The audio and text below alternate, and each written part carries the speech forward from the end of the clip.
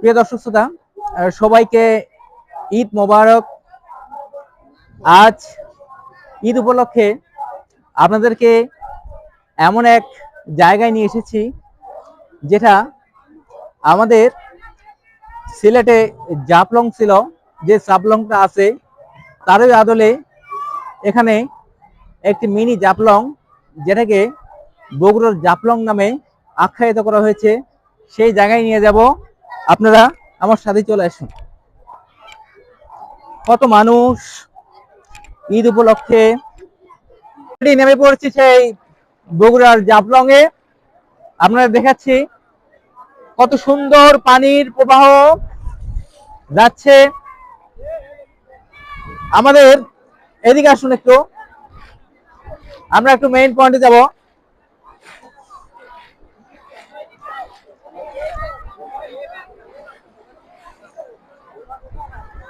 সুন্দর স্বচ্ছ সেই পানির ধারা। আমাদের প্রিয় দর্শক শ্রোতা, যারা সেই সুদূর সিলেটে যেতে পারে না, তাদের ক্ষেত্রে ক্ষুদ্র পরিসর হলেও আমাদের শেরপুরের এই মির্জাপুরের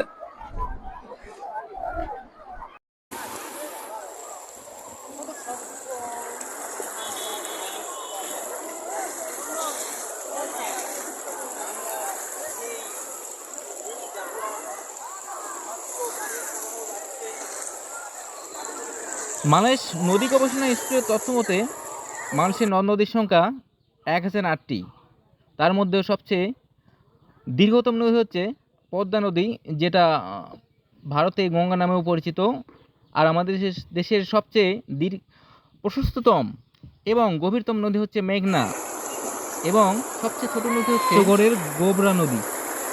আমরা এখন যে নদীতে দাঁড়িয়ে আছি, দেখতে পাচ্ছেন, সেই নদী হচ্ছে বাঙালি জাতির নামে যে নদীটা, বাঙালি নদী। এটা বগুড়া জেলায় অবস্থিত। আর এখানে যে মাটির উপর দিয়ে আমরা হেঁটে বেড়াচ্ছি, সেই মাটিটি হচ্ছে শেল কর্দম, যার কারণে পানির প্রবল চোটেও এটা ধুয়ে যাচ্ছে না, যার কারণেই এর উপর দিয়ে পানির স্বচ্ছ প্রবাহ ধারা যাচ্ছে। যদি বালি হতো তাহলে ধুয়ে ধুয়ে এটা গভীর হয়ে যেত, কখনোই এই মিনি জাফলংয়ের সৃষ্টি করতো না, আর জাফলংয়ের মতোও হতো না। সেই জাফলংয়ের আমরা দেখেছি সিলেটে কত স্বচ্ছ পানির প্রবাহ পাথরের উপর দিয়ে প্রবাহিত হয়। এখানেও ঠিক সেরকম শেল কর্দম এর ওপর দিয়ে পানির প্রবাহ ধারা, স্বচ্ছ পানির প্রবাহ ধারা ছুটে চলছে।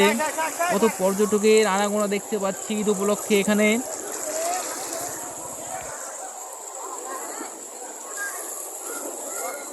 কত সুন্দর দেখতে পাচ্ছেন পানির প্রবাহ, স্বচ্ছ ধারা নেমে যাচ্ছে। আমরা সেই মনে আছে সেই কথা, যেটা নায়াগ্রা জলপ্রপাত, পাহাড়ি নদী আস্তে আস্তে হঠাৎ গভীর খাড়তে পড়ে গিয়েছিল, সেখানে উৎপত্তি হয়েছিল নায়াগ্রা জলপ্রপাত। প্রায় ঠিক সেরকম এখানেও শেল কর্দমের ওপর দিয়ে যাচ্ছে পানির ধারা, তারপর হঠাৎই আবার গভীরে পড়ে যাচ্ছে। পর্যটকের আনাগোনায় দেখা যাচ্ছে এখানে অনেকেই গোসল করতেছে, মেতে উঠছে গোসলে, অনেকেই ঝাপাঝাপি করতেছে, কেউ কেউ ফ্যামিলি নিয়ে এখানে চলে এসেছেন এই এলাকায় আজ ঈদের দিন উপলক্ষে। দেখছেন দৃশ্যগুলো, ছবি তুলছেন, ভিডিও করছেন। কত সুন্দর, কত অনাবিল একটা মুহূর্ত, যা আমাদের মাঝে শান্তির সুবাতাস যেন বয়ে দিচ্ছে।